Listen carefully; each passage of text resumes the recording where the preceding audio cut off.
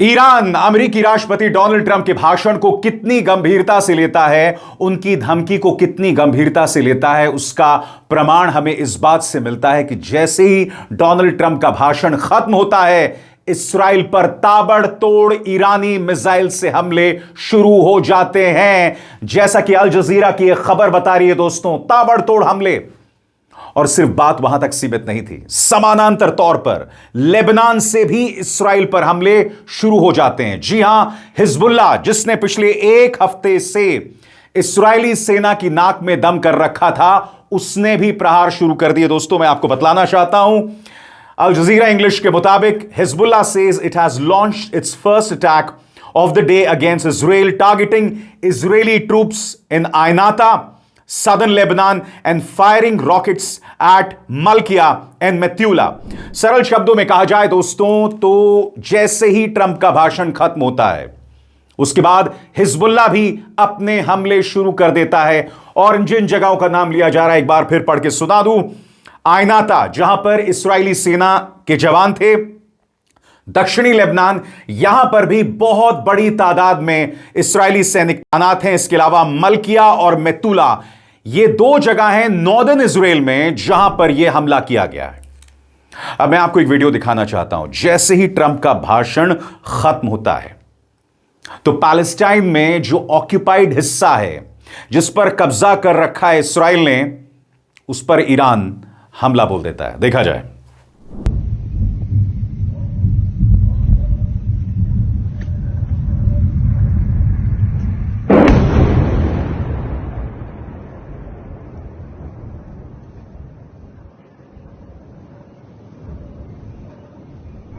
सबसे बड़ी बात दोस्तों, डोनाल्ड ट्रंप के बयान आने के बाद तेल बाजार जो है वहां पर कोहराम मच जाता है, क्योंकि सब ये उम्मीद कर रहे थे कि डोनाल्ड ट्रंप अपने भाषण में युद्ध को खत्म करने का सीधा ऐलान करेंगे।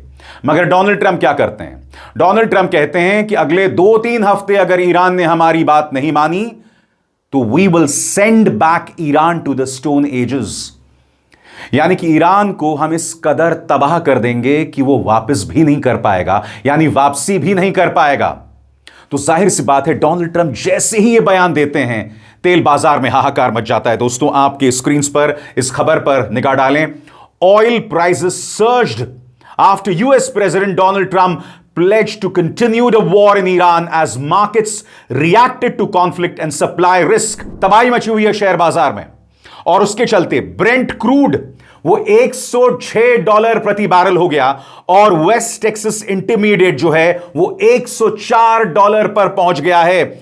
और आप देख सकते हैं दोस्तों, ये जो ग्राफिक है वो है 1946 से लेकर 2026 तक तेल की कीमतों पर क्या असर पड़ा है। और आप देख सकते हैं इस वक्त $104 प्रति बैरल है, यानी कि वो भी धीरे धीरे आसमान की तरफ बढ़ रहा है। जो हालात 2000 के वक्त थे उसे छू सकता है। यानी कि डोनाल्ड ट्रंप के बयान से हाहाकार ही मचा है। अब मैं आपको यह बात सरल लफ्जों में समझाना चाहता हूं। ट्रंप के बयानों ने संकट के समाधान को लेकर जो थोड़ी बहुत भी उम्मीद थी, उसे काफी हद तक खत्म कर दिया।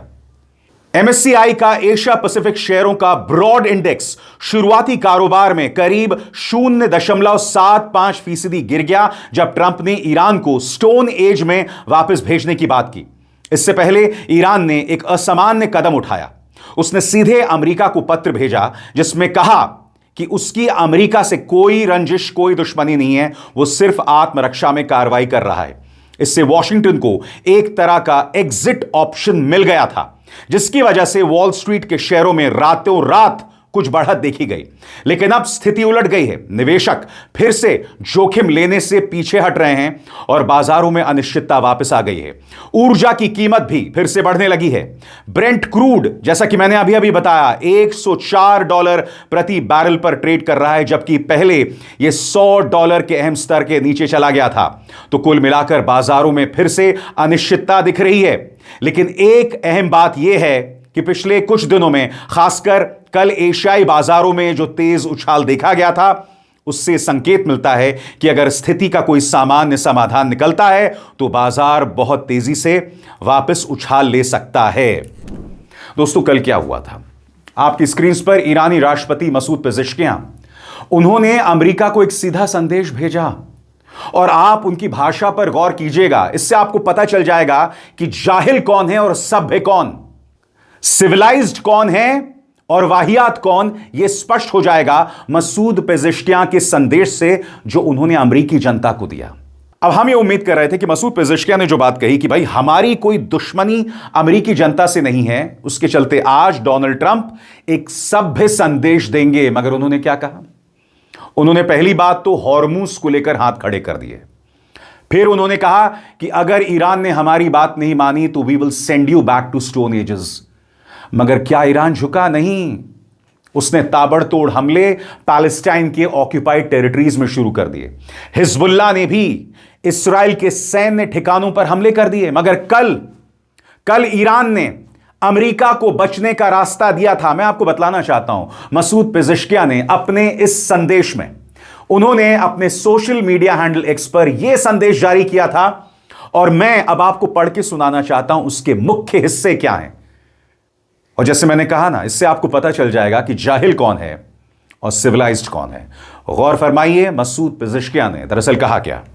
वो सवाल उठाते हैं कि मिडिल ईस्ट की ये जंग सच में अमेरिका फर्स्ट के लिए है या अमेरिका सिर्फ इस्राएल का प्रॉक्सी बनकर आखिरी अमेरिकी सैनिक तक लड़ने को तैयार है। यानी कि कहीं ना कहीं मसूद पेजेश्कियां ने कहा कि यहां मुद्दा अमेरिका फर्स्ट का नहीं है, यहां मुद्दा है इस्राएल फर्स्ट का।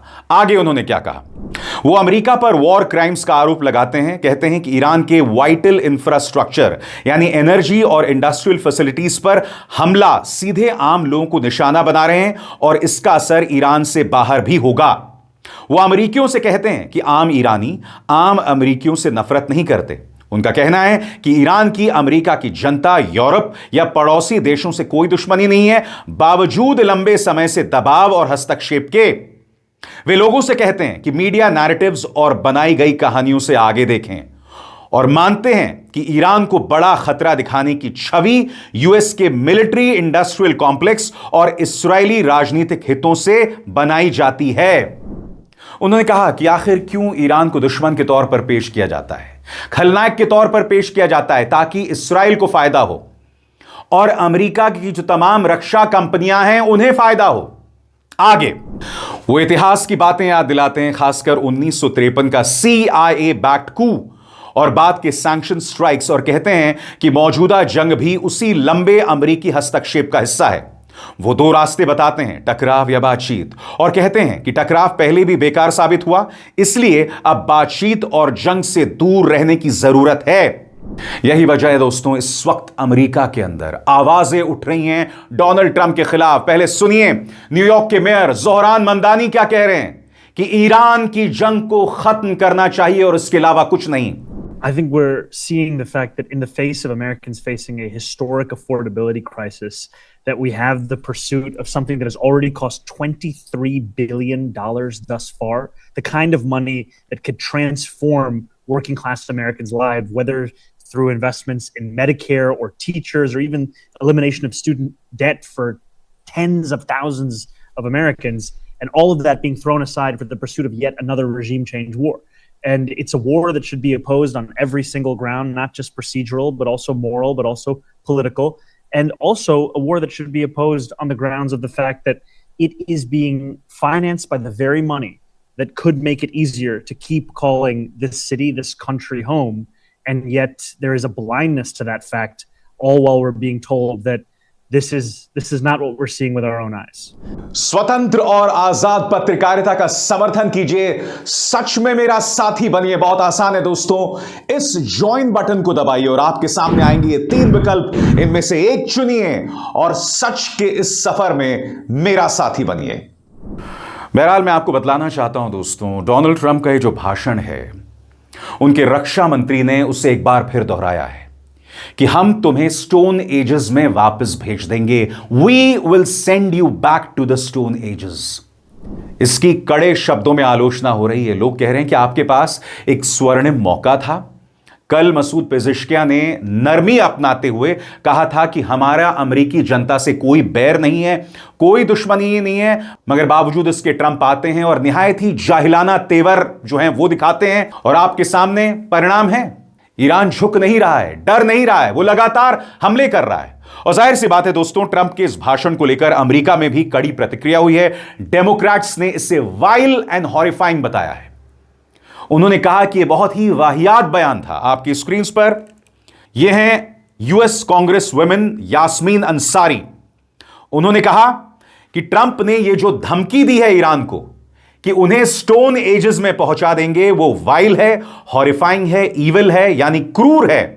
और यह कोई तरीका नहीं है एक देश के साथ बातचीत करने का जो आपके साथ समझौता चाहता है।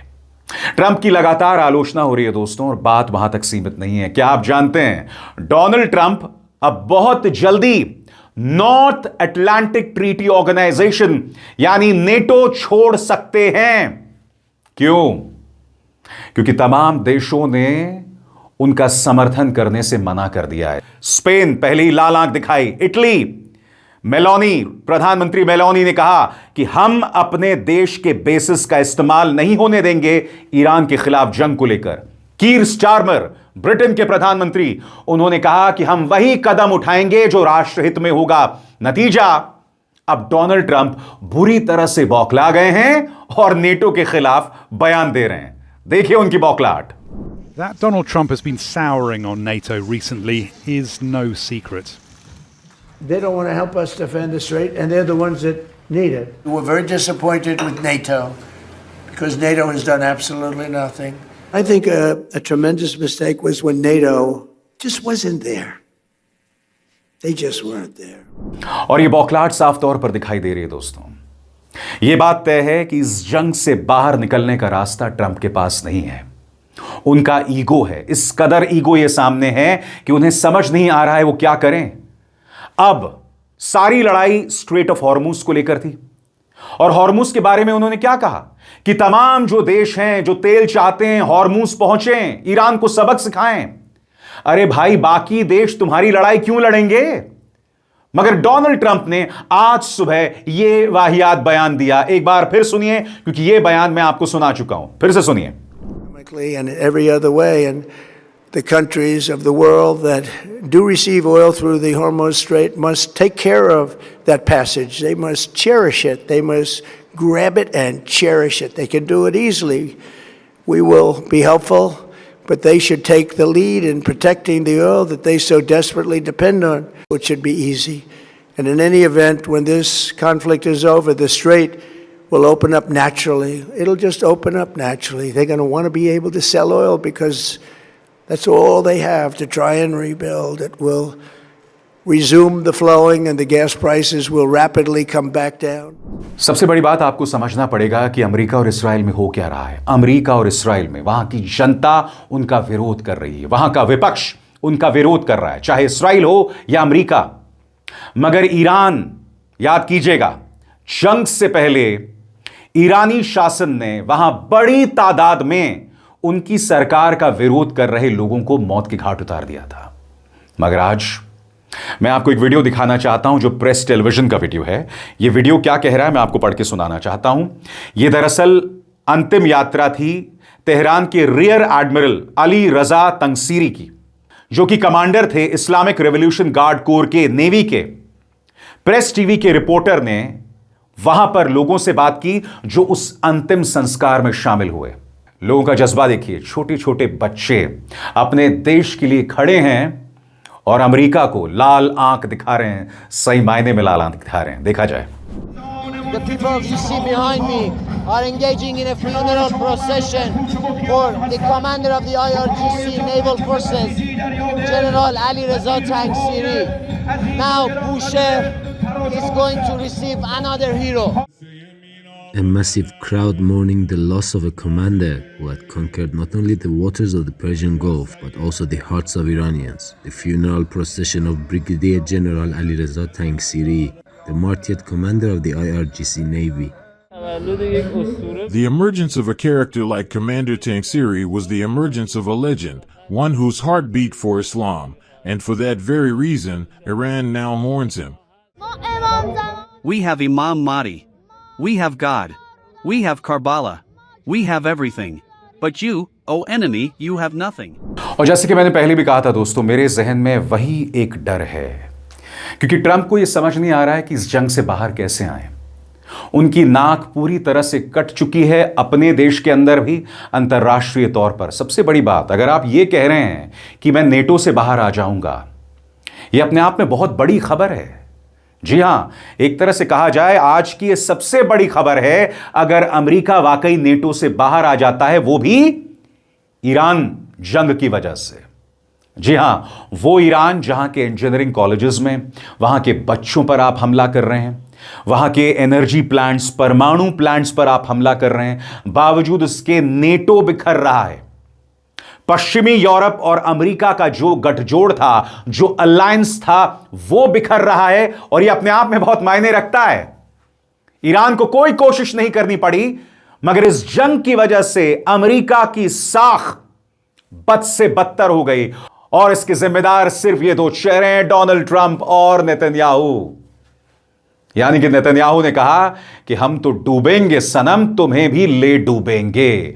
और यह बात मैं आज से नहीं, जब से डोनाल्ड ट्रंप राष्ट्रपति बने तब से कह रहा हूं, यह अमेरिका की बर्बादी की उल्टी गिनती है। जब तक यह शख्स अमेरिका का राष्ट्रपति बने रहेगा, अमेरिका को नुकसान करेगा। लिहाजा यह अमेरिकी जनता के हित में है कि इन्हें इंपीच करें, वहां के राजनीतिक हुक्मरानों के हित में है कि इन्हें इंपीच करें, इनके खिलाफ अभियोग प्रस्ताव लाएं और इन्हें बाहर का रास्ता दिखलाएं।